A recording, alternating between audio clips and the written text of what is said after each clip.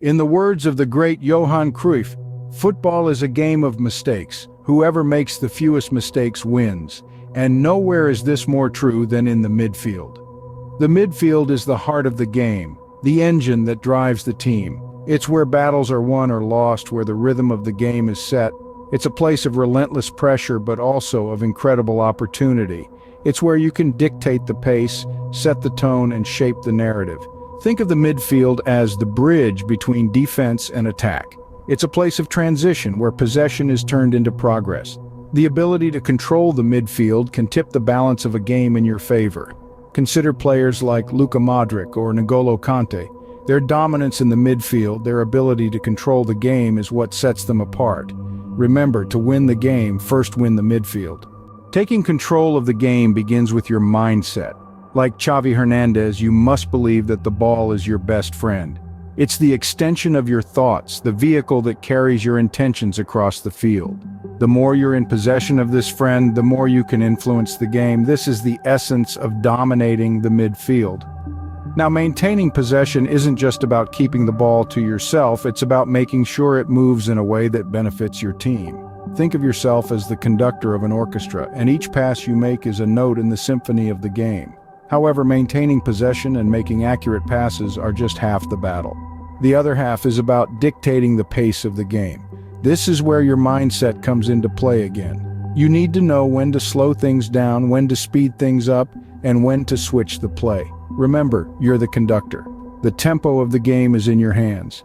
Xavi, with his metronome-like consistency, was a master at this. Taking control also means being adaptable. You must be ready to change your approach based on the game's demands. The best midfielders aren't just flexible, they're fluid, seamlessly adapting and influencing the game's flow. So, as we delve deeper into the art of dominating the midfield, remember these key points.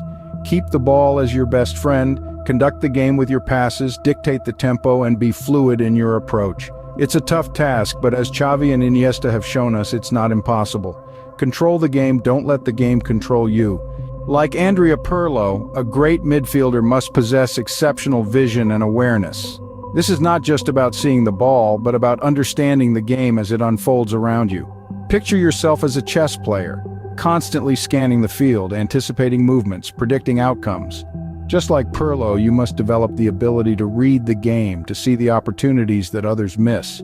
This is not something that happens overnight, but with practice and dedication, you'll start to see the game from a whole new perspective. You'll anticipate where the ball is going, where your teammates are moving, and where the gaps in the defense are. Making decisions based on what you see is crucial. But remember, it's not just about reacting to the game as it happens. It's about shaping the game, influencing its direction with your vision and awareness. After all, your eyes are your greatest tool on the pitch. Your first touch can make or break your game. Just ask Zinedine Zidane. It's not just about receiving the ball, it's about what you do with it afterwards. A good first touch is the cornerstone of controlling the ball, creating space, and setting up attacks. Let's look closer at Zinedine Zidane. His first touch was always clean and precise, allowing him to immediately take control of the ball and dictate the pace of the game. He was able to effortlessly glide past defenders, not because he was the fastest, but because his first touch put him in the perfect position to do so. Your first touch is your introduction to the ball. It sets the tone for your interaction with it. It's about finesse, not force. It's about understanding the ball's movement, predicting its path, and positioning your body correctly. Remember, every great play starts with a great first touch. So practice it, perfect it, and make it your own. Master the first touch and you'll master the game. A midfielder's job isn't just about attacking. Like N'Golo Kante in Chelsea, you must also be a wall in defense. Let's talk about the art of tracking back. It's about reading the game, anticipating the opponent's moves, and being in the right place at the right time. It's not always the glamorous part of the game, but it's a vital aspect of being a successful midfielder. Consider N'Golo Kante, who is known for his ability to cover ground and track back swiftly. Next, let's look at tackling. Not every player relishes the physical side of the game, but a well-timed tackle can stop an attack in its tracks. It's not just about strength, but precision and timing. It's about knowing when to stand your ground and when to dive in. Kante, again, is an exceptional tackler, often coming out on top in one-on-one duels. Lastly, intercepting passes. This is where your vision and awareness come into play. You need to be able to read the game and anticipate where the ball is going. By intercepting passes, you can stop an attack before it even begins and quickly transition into offense. Conte, with his sharp instincts and quick reactions, is often seen intercepting passes and breaking up play. These defensive duties might not always make the highlight reel, but they are the unsung hero of any successful team's performance. Remember, in the heart of midfield, your defensive contribution is just as important as your offensive output. Defense is the best offense. Physical strength is critical to winning midfield battles. Let's delve into how this power plays a pivotal role on the field. When we talk about strength, we're not just referring to bulging biceps or rock-hard abs. In the context of football, strength is about being able to hold off opponents, to shield the ball effectively, and to muscle your way to winning headers. Think about Pogba. His strength is evident in the way he can maintain balance even when he's under pressure from opponents. Strength also lends itself to endurance.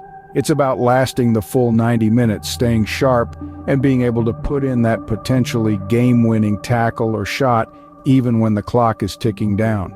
It's essential to incorporate strength training into your routine, focusing on core stability, leg strength, and upper body power.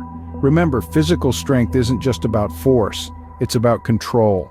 And in the end, physical strength is the foundation of a great midfielder. To dominate the midfield, remember these key points. Take control of the game. Be the orchestrator of your team's play. Keep your vision sharp and awareness high. Anticipate the game's flow. Your first touch should be impeccable, setting the tone for your performance.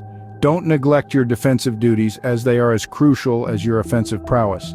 And lastly, maintain your physical strength to endure the game's demands. Like the great midfielders of our time, remember that the midfield is the heart of the game. Dominate it, and you dominate the game.